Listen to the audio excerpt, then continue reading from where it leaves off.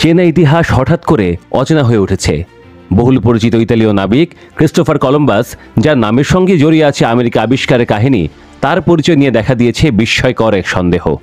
এতদিন যাকে আমরা ইতালীয় নাবিক বলে জেনে এসেছি, সে ক্রিস্টোফার কলম্বাস কি আদৌ ইতালি ছিলেন? তার পরিচয় নিয়ে দীর্ঘদিনের বিতর্কে নতুন মাত্রা যোগ করেছে এক ডিএনএ পরীক্ষা। কলম্বাসের ছেলে হের্নান্দোর দেহাবশেষ থেকে পাওয়া ডিএনএ নমুনা বিশ্লেষণ করে চমকপ্রদ কিছু সূত্র খুঁজে পেয়েছেন গবেষকরা। সম্প্রতি ইউনিভার্সিটি অফ গ্রানাডার বিজ্ঞানী তথা ফরেন্সিক বিশেষজ্ঞ অ্যান্টোনিও লরেন্টের নেতৃত্বাধীন একটি দল দাবি করেছে কলম্বাস ইতালীয় বংশোদ্ভূত নন। তিনি জন্মেছিলেন স্পেনের কোনো এক ইহুদি বংশে। কয়েক দশক ধরে গবেষণা করে তারা এই ফল পেয়েছেন বলে দাবি করেছেন লরেন্টে। অবশ্য লরেন্টে এবং তার দলের গবেষণা নিয়ে সন্দেহ প্রকাশ করেছেন অনেকে।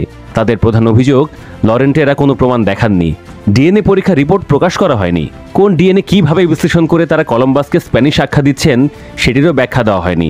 তাই অনেকেই কলম্বাসকে স্প্যানিশ মানতে নারাজ। যদি লরেন্টের দাবি সত্যিও হয়, সেক্ষেত্রেও কলম্বাসের জন্মস্থান হিসেবে ইতালিকে একেবারে উড়িয়ে দেওয়া যায় না। কারণ 15 শতকে স্পেন থেকে ইহুদিদের বিতাড়িত করার ধুম পড়েছিল।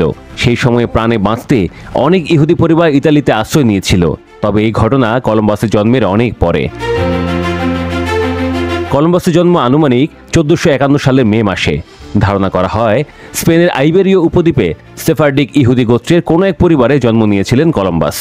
কিন্তু ওই সময়ে সেফারডিক ইহুদি গোত্র কেবল স্পেনের আইবেরীয় উপদ্বীপেই বসবাস করত।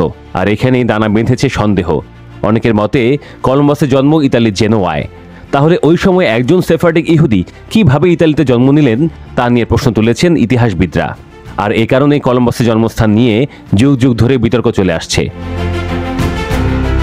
অবশ্য কলম্বাসের জন্মস্থান নিয়ে স্পেনে ইউনিভার্সিটি অফ গ্রানাডার বিজ্ঞানী তথা ফরেন্সিক বিশেষজ্ঞ অ্যান্টোনিও লরেন্টের করা গবেষণার ফল ইতিহাসকে বদলে দিতে পারে। আমাদের পাঠ্য বই লেখা কলম্বাসের পরিচিতিও বদলে যেতে পারে। তার জীবনের রহস্যময় অধ্যায়গুলো হয়তো নতুন করে উন্মোচিত হবে। এই ডিএনএ পরীক্ষা শুধু একজন ব্যক্তির পরিচয় নিয়ে প্রশ্ন তোলেনি, বরং 500 বছরের পুরনো একটি ঐতিহাসিক ধারণাকে চ্যালেঞ্জ করেছে। কলম্বাস কে ছিলেন, কোথা থেকে এসেছিলেন, এই প্রশ্নের উত্তর এখন বিজ্ঞান আর ইতিহাসের এক নতুন সেতুবন্ধনে দাঁড়িয়ে আছে।